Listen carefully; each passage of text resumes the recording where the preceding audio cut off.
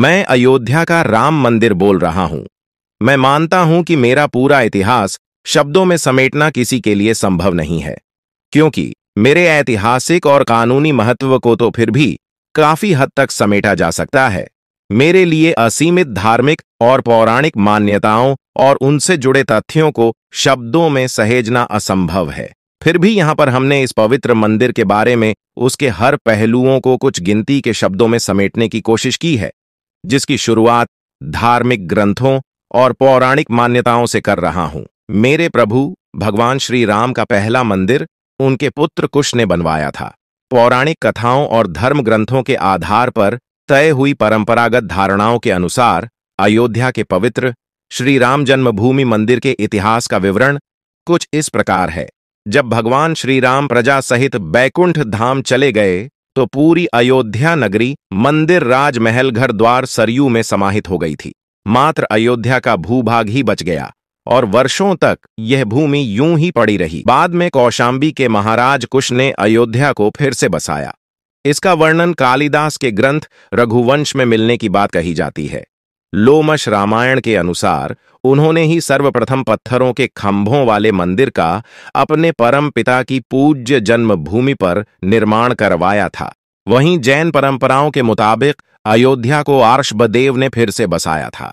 भविष्य पुराण के अनुसार उज्जैन के महाराज विक्रमादित्य ने ईसा पूर्व में एक बार फिर से उजड़ चुकी अयोध्या का निर्माण करवाया था। धार्मिक ग्रंथों के अनुसार उन्होंने अयोध्या में सरयू नदी के लक्ष्मण घाट को आधार बनाकर 360 मंदिरों का निर्माण करवाया था। वे भगवान विष्णु के परम भक्त थे और इसीलिए उन्होंने ही श्री राम जन्मभूमि पर एक भव्य मंदिर का निर्माण करवाया था। मैं अयोध्या का राम मंदिर यह दावा करता हूं कि बाबर से पहले भी 1833 में मुस्लिम आक्रमणकारी सालार मसूद ने जन्मभूमि मंदिर को ध्वस्त कर दिया था। उसके बाद गहड़वाल वंश के राजाओं द्वारा मेरा तीसरी बार फिर से निर्माण करवाया गया था। मैं अपने प्रभु के साथ हो रहे इस अत्याचार से बहुत दुखी था, लेकिन मैं आप लोगों बता दूं, अयोध्या में राम जन्मभूमि मंदिर पर विवाद की कहानी 1528 से शुरू हुई, जब मुगल आक्रमणकारी बाबर ने मेरे प्रभु श्री राम के पवित्र जगह को तोड़कर उस पर मस्जिद का निर्माण करवा दिया था। लेकिन मुझे खुशी तब हुई जब अयोध्या राम जन्मभूमि बाबरी मस्जिद विवाद पर अपना ऐतिहासिक फैसला देते समय सुप्रीम कोर्ट ने उन सिख ग्रंथों को भी अहम सबूत माना है, जिसके मुताबिक सिख धर्म के संस्थापक गुरु नानक देव जी आक्रमणकारी बाबर के भारत आने से पहले ही भगवान राम की जन्मभूमि के दर्शन के लिए अयोध्या पहुंचे थे। गुरु नानक देव जी 1510 से 1511 के बीच अयोध्या आए थे, जबकि बाबरी मस्जिद 1528 में बनाई गई थी।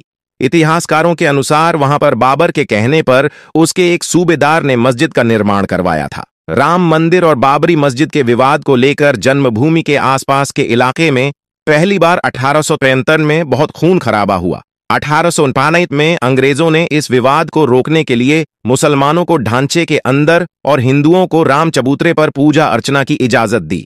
1885 में पहली बार महंत रघबीर दास बाबरी मस्जिद के पास मंदिर निर्माण को लेकर फैजाबाद कोर्ट में एक याचिका लगाई, जिसे कोर्ट ने ठुकरा दिया। उसके बाद कोई माई का लाल नहीं था जो आवाज उठा सके, लेकिन समय ने एक बार फिर करवट ली। 23 दिसंबर 1949 को राम जन्मभूमि मंदिर के इतिहास में एक बार फिर से जबरदस्त मोड़ आ गया। उस दिन रामलला की प्रतिमा मस्जिद के अंदर अचानक से विराजमान पाई गई। यह विवाद इतना बढ़ा कि आखिरकार तत्कालीन सरकार उस ढांचे को विवादित मानकर उस पर ताला लगवा देना पड़ा।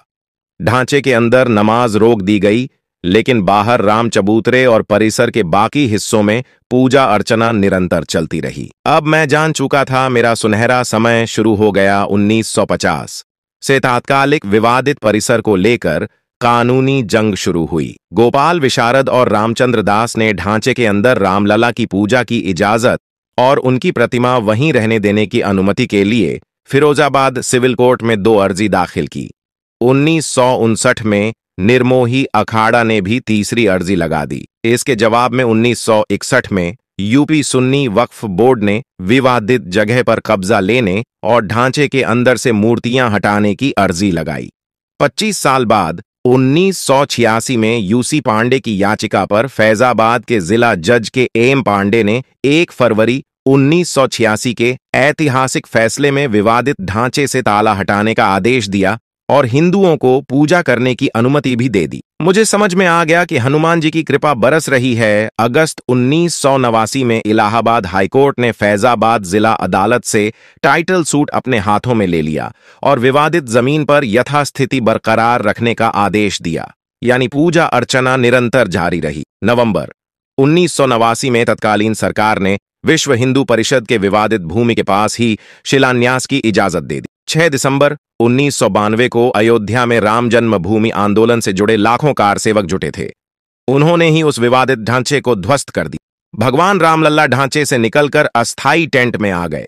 सुप्रीम कोर्ट ने उस विवादित जमीन पर यथास्थिति बनाए रखने का आदेश दे दिया और 6 दिसंबर 1992 से लेकर 9 नवंबर 2019 के सुप्रीम कोर्ट के फैसले तक रामलल्ला उसी अस्थायी टेंट में विराजमान रहे, लेकिन उनकी पूजा अर्चना और दर्शन का कार्य निरंतर संपन्न होता रहा।